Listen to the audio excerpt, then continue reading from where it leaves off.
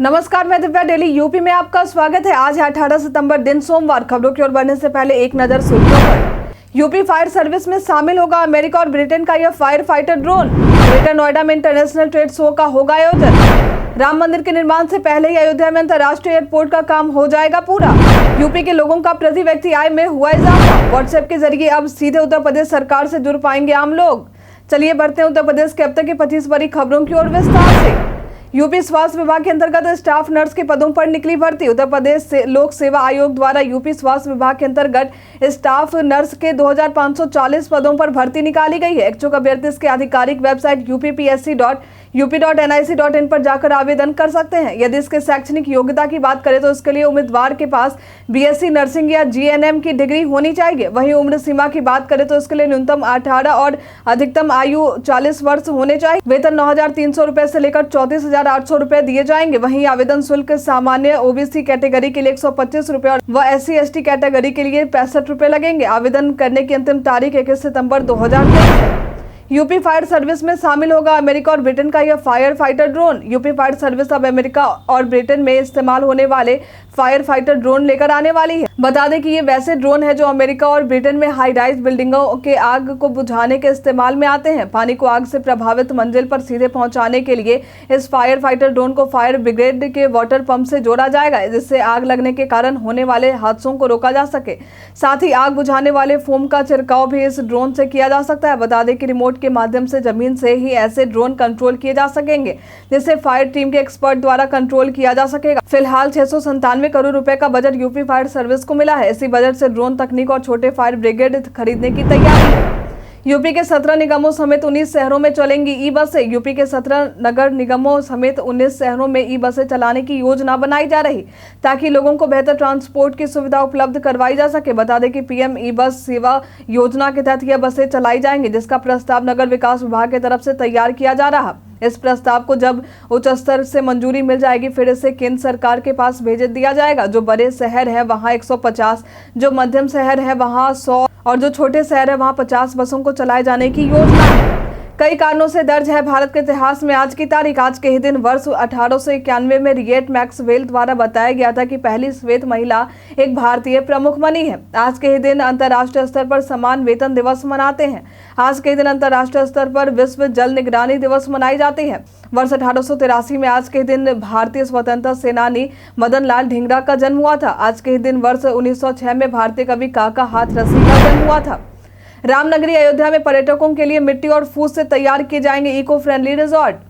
रामनगरी अयोध्या में झील के सामने इको रिजॉर्ट्स बनाने की तैयारी है, ताकि अयोध्या आए पर्यटक झील के सामने इको रिजॉर्ट्स में रहकर रहने खाने का आनंद ले सके। बता दें कि यह रिजॉर्ट्स सोहवाल तहसील के 67 हेक्टेयर में फैले समदा झील के सामने एक बड़ी बाग में विकसित करने की तैयारी है, जो कि जिला मुख्यालय से लगभग 20 किलोमीटर की दूरी पर स्थित है। इसे बनाने का टेंडर प्रयागराज की एक कंपनी को दिया गया। इस रिजॉर्ट को 45,000 वर्ग मीटर क्षेत्रफल से तैयार किया जाएगा, जहां 100 कॉटेज बनने की बात सामने आई है। इस रिजॉर्ट में कई तरह की सुविधाएं आपको मिलेंगी, जिनमें खाने पीने और रहने, साथ ही प्राकृतिक चिकित्सा केंद्र भी शामिल है। यही इस रिजॉर्ट की सबसे खास बात होगी। इस रिजॉर्ट की सबसे खास बात यह होगी कि इसे इको फ्रेंडली बनाया जाएगा, जहां कॉटेज बनाने में इसके मूल ढांचे को लकड़ी से तैयार किया जाएगा। वहीं इसे तैयार करने में मिट्टी, फूस और फसल के अपशिष्ट के साथ ही इसे तैयार किया जाएगा। ग्रेटर नोएडा में इंटरनेशनल ट्रेड शो का होगा आयोजन। इसी महीने इंटरनेशनल ट्रेड शो का आयोजन उत्तर प्रदेश के ग्रेटर नोएडा में आयोजित होगा। यह कार्यक्रम 21 से 25 सितंबर तक आयोजित किया जाएगा, जहां श्री राम पर गायन और शो का मंचन भी देखने को मिलेगा। इस आयोजन में देश ही नहीं विदेशों में भी प्रतिनिधि शामिल होंगे। मिली जानकारी के अनुसार ट्रेड शो की थीम प्रभु श्री राम पर रखी जाएंगी, जिससे गायन, नृत्य, नाटिका और लोक कलाकारों द्वारा अलग अलग कलाओं का मंचन किया जाना है। भारत के आध्यात्मिक और सांस्कृतिक विविधता और विरासत की झलक इस कार्यक्रम में देखने को मिलेगी। संस्कृत शिक्षा के प्रति बच्चों का रुझान बढ़ाने के लिए हर जिले में खुलेंगे आवासीय संस्कृत स्कूल। प्रदेश में संस्कृत शिक्षा को बढ़ावा देने और संस्कृत शिक्षा के प्रति बच्चों का रुझान बढ़े, इसके लिए सरकार प्रदेश के हर जिले में आवासीय संस्कृत विद्यालय खोलने जा रही है। नए संस्कृत आवासीय स्कूल आधुनिक सुविधा से संपन्न होंगे। कॉन्वेंट स्कूलों की तर्ज पर स्थापित होने वाले इन विद्यालयों में संस्कृत में माहौल होगा तथा ज्यादातर स्मार्ट क्लास लगेंगे। आधुनिक विषयों का समावेश कर एनसीईआरटी की पुस्तकों से पढ़ाई होगी। इन आवासीय संस्कृत विद्यालयों में न सिर्फ +2 तक की पढ़ाई होगी बल्कि उसके बाद की रोजगार परक शिक्षा भी दी जाएंगी। पहले चरण में 35 और दूसरे चरण में 40 संस्कृत विद्यालयों की स्थापना की योजना है। इस योजना के तहत एक ही परिसर के भीतर पूरी तरह से संस्कृत में वातावरण में संस्कृत शिक्षा मुहैया कराना है। 2 माह पूर्व शिक्षा विभाग की ओर से तैयार एक प्रस्ताव शासन को भेजा गया था, जिस पर विभिन्न एजेंसियों से राय लेने के बाद वित्त विभाग ने भी मंजूरी प्रदान कर दी। राम मंदिर के निर्माण से पहले ही अयोध्या में अंतर्राष्ट्रीय एयरपोर्ट का काम हो जाएगा पूरा। भव्य श्री राम मंदिर के निर्माण से पहले ही अयोध्या को अंतर्राष्ट्रीय एयरपोर्ट की सौगात मिल जाएगी। निर्माणाधीन मंदिर में रामलला की प्राण प्रतिष्ठा के कार्यक्रम से पहले ही आगामी नवंबर माह से अयोध्या से उड़ान शुरू हो जाएगी। अयोध्या एयरपोर्ट के पहले फेज का निर्माण अगले महीने अक्टूबर तक पूरा हो जाएगा। अयोध्या के जिलाधिकारी नीतीश कुमार के अनुसार मर्यादा पुरुषोत्तम श्री राम अंतर्राष्ट्रीय एयरपोर्ट के सभी कार्यों को 3 चरणों में किया जाना है। इसके लिए परियोजना में शामिल कुल 821 एकड़ भूमि अर्जन का कार्य 100% पूरा कर लिया जाएगा। इसी के साथ ही एयरपोर्ट के फेज 1 के रनवे का कार्य भी 100% पूरा हो चुका है। यहाँ नाइट लैंडिंग तथा कोहरे एवं धुंध में लैंडिंग के लिए कैटमन और रेसा सुविधाओं का काम भी 100% पूरा हो गया है। इसी प्रकार एटीसी टावर का भी कार्य पूर्ण है। एयरपोर्ट के संचालन के लिए आने वाली रुकावटों को दूर कर दिया गया है। उत्तर प्रदेश पहचान में आज हम बात करेंगे श्यामलाल गुप्त के बारे में। ये भारतीय स्वतंत्रता संग्राम के एक सेनानी, पत्रकार, कवि और समाज सेवी होने के साथ साथ अध्यापक भी थे। इन्होंने विजय विश्व, तिरंगा प्यारा, झंडा ऊंचा रहे हमारा जैसे उत्प्रेरक झंडा गीत की रचना की थी। इनका जन्म 9 सितंबर वर्ष 1893 में उत्तर प्रदेश के कानपुर जिले में हुआ था। इनके सराहनीय साहस और कार्यों को देखते हुए वर्ष 1969 में इन्हें पद्मश्री से नवाजा गया। इनके सम्मान और स्मृति में एक डाक टिकट भी जारी हुआ। 10 अगस्त वर्ष 1977 में 80 वर्ष की आयु में श्यामलाल गुप्त हमें अलविदा कह गए। शार्दुल ठाकुर को लेकर पूर्व क्रिकेटर सुरेश रैना का बड़ा बयान। एशिया कप खत्म होने के बाद भारतीय टीम वर्ल्ड कप से पहले ऑस्ट्रेलिया के खिलाफ वनडे सीरीज खेलेगी। 3 मैचों की वनडे सीरीज में भारतीय टीम अपनी बेस्ट प्लेइंग 11 उतारने की कोशिश करेगी। ऐसे में भारत के पूर्व खिलाड़ी सुरेश रैना ने बड़ा बयान दिया है। भारत के पूर्व क्रिकेटर सुरेश रैना ने India versus Australia one day series से पहले भारतीय टीम से क्या उम्मीद करते हैं, इसको लेकर भविष्यवाणी की है। जियो सिनेमा के होम ऑफ द ब्लूज कार्यक्रम में बोलते हुए सुरेश रैना ने कहा है कि शार्दुल ठाकुर टीम के लिए एक्स फैक्टर साबित हो सकते हैं। वायरल खबर में आज हम बात करेंगे छत्तीसगढ़ में G20 बैठक के बारे में। सोशल मीडिया पर कई सूचनाएं वायरल होती हैं, लेकिन सभी सच हो ये जरूरी नहीं। इसी कड़ी में आज हम बात करेंगे छत्तीसगढ़ में G20 बैठक के बारे में। दरअसल PIB ने अपने एक ट्वीट में लिखा है कि @INC छत्तीसगढ़ ने फर्जी दावा किया है कि छत्तीसगढ़ में G20 की कोई बैठक नहीं हुई है। PIB ने अपने ट्वीट में आगे लिखा है कि 25 से 26 फरवरी 2023 को @IIM रायपुर में 2 दिवसीय युवा 20 परामर्श कार्यक्रम का सफलतापूर्वक आयोजन हुआ था। Y20 G20 का आधिकारिक सहभागिता समूह।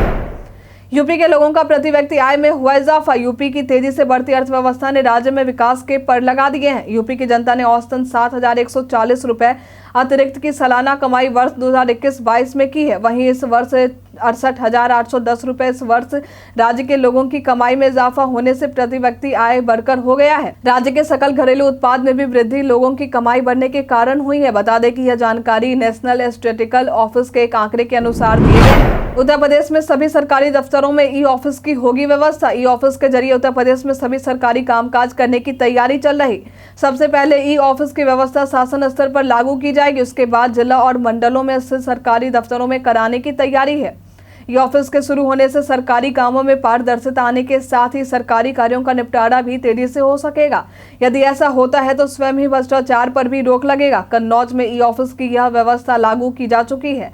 साथ ही सरकारी कर्मचारी की ईमेल आईडी जनरेट कराने का काम भी शुरू किया जाना है। इसके बाद इन कर्मचारियों को प्रशिक्षण देने का काम किया जाएगा। साथ ही सरकारी कार्यों के लिए पेपरलेस व्यवस्था शुरू करने की योजना है। देश में एथनॉल प्रोडक्शन के मामले में आगे हुआ उत्तर प्रदेश। देश का सबसे बड़े गन्ना उत्पादक राज्य उत्तर प्रदेश में एथनॉल प्रोडक्शन कैपेसिटी सालाना 2 अरब लीटर को पार कर चुकी है। दिलचस्प तथ्य ये है कि 5 साल पहले उत्तर प्रदेश से 24 करोड़ लीटर सालाना एथनॉल प्रोडक्शन ही कर पा रहा था। 5 साल में उत्तर प्रदेश में काम करने वाली चीनी मिलों ने एथनॉल का प्रोडक्शन 8 गुना बढ़ा दिया है। उत्तर प्रदेश सरकार के गन्ना विकास और चीनी मंत्री लक्ष्मी नारायण चौधरी ने यह जानकारी दी है। चौधरी ने कहा है कि उत्तर प्रदेश देश का शीर्षक एथनॉल प्रोड्यूसर राज्य बन सकता है। उत्तर प्रदेश के मौसम का मिजाज। चलिए अब जानते हैं उत्तर प्रदेश के मौसम के मिजाज के बारे में। मौसम विभाग के अनुसार उत्तर प्रदेश में 1 या 2 स्थानों पर बारिश या गरज के साथ बौछारें पड़ने की संभावना है। हालांकि मौसम विभाग की तरफ से प्रदेश में मौसम को लेकर किसी प्रकार की चेतावनी नहीं दी गई है। संसद और राष्ट्रपति भवन जैसी राम मंदिर की होगी सुरक्षा। रामलला के प्राण प्रतिष्ठा कार्यक्रम की तैयारी जोरों शोरों से की जा रही, जहां लाखों श्रद्धालुओं के आने जाने की उम्मीद है। इस दौरान सुरक्षा के भी कड़े इंतजाम किए जाएंगे। लाखों श्रद्धालुओं के साथ पीएम मोदी समेत लगभग 10,000 वीवीआईपी लोगों के शामिल होने की उम्मीद जताई गई है। इसलिए प्राण प्रतिष्ठा कार्यक्रम से पहले ही राम जन्मभूमि की सुरक्षा का कमान एसएसएफ यानी विशेष सुरक्षा बल की 8 कंपनी संभालेंगे। फिलहाल विशेष सुरक्षा बल के 80 जवानों की टोली अयोध्या आ चुकी है। मिली जानकारी के अनुसार राम मंदिर की सुरक्षा संसद और राष्ट्रपति भवन जैसे करने की तैयारी है। वायुसेना दिवस के अवसर पर एशिया का सबसे बड़ा एयर शो प्रयागराज में होगा आयोजित। प्रयागराज में संगम पर 8 अक्टूबर को वायुसेना दिवस के अवसर पर एशिया का सबसे बड़ा एयर शो आयोजित होने वाला है, जहां पीएम मोदी के आने की संभावना है। इसके लिए प्रधानमंत्री कार्यालय से पत्राचार किया जा रहा है। इस कार्यक्रम में राष्ट्रपति द्रौपदी मुर्मू भी आएंगी।